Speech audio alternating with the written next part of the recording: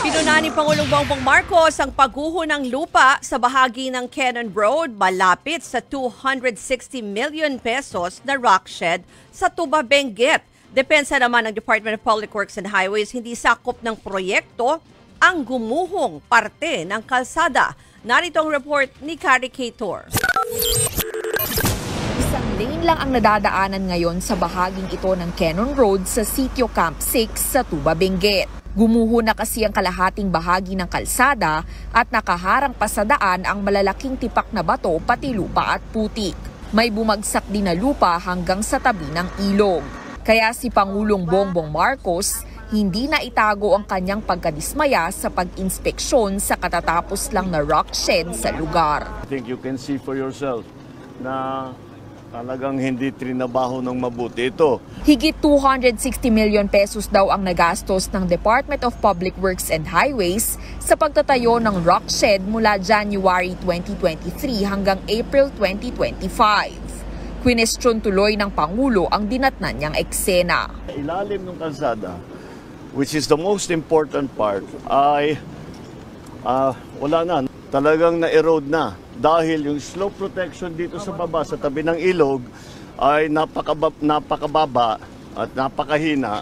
Itinanggi naman ng DPWH Cordillera Region na bahagi ng proyekto ang slope protection na ginagamit para maiwasan ang pagguho ng lupa sa gilid ng mga ilog, sapa o estero. Ang pinanggalingan ng slide is sa taas. It's not even part of the project. It's not part of the road right-of-way. So yung malalaking bato na tumipak doon sa existing na slope protection. Actually, yung slope protection dito is constructed since 20,000.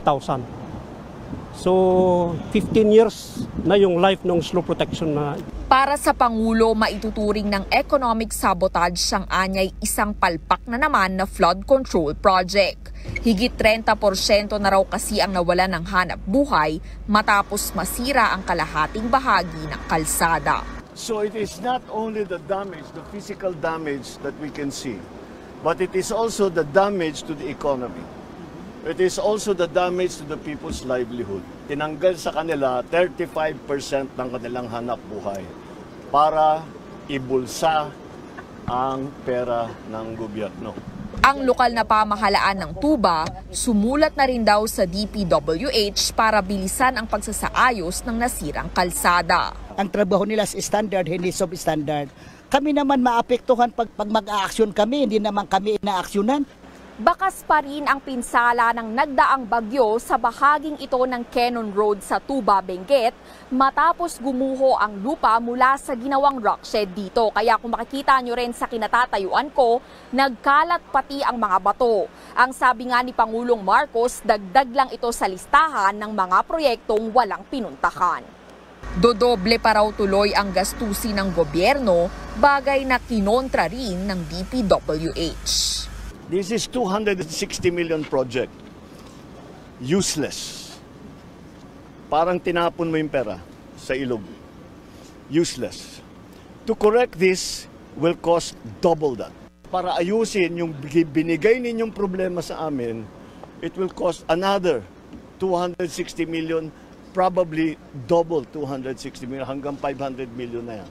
No, our initial estimate here is more or less around 100 million. Wala naman tayong i-restore dito sa rock shed. Ang i-restore natin is yung nasira ng bagyo. Bukod sa rock shed, ininspeksyon din ni Pangulong Marcos ang rock netting project sa hiwalay na bahagi ng Cannon Road.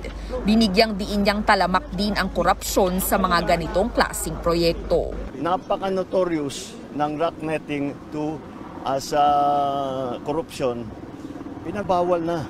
Pero ginawa pa rin.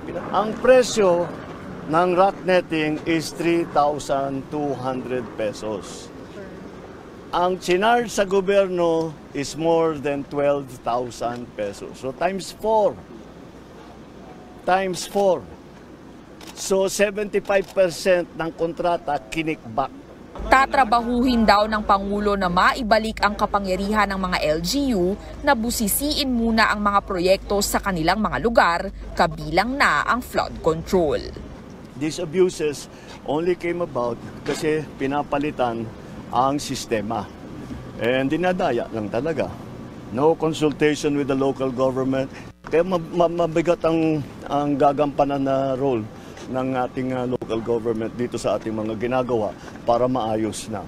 Nagbabalita mula sa Frontline, Caricator, News 5.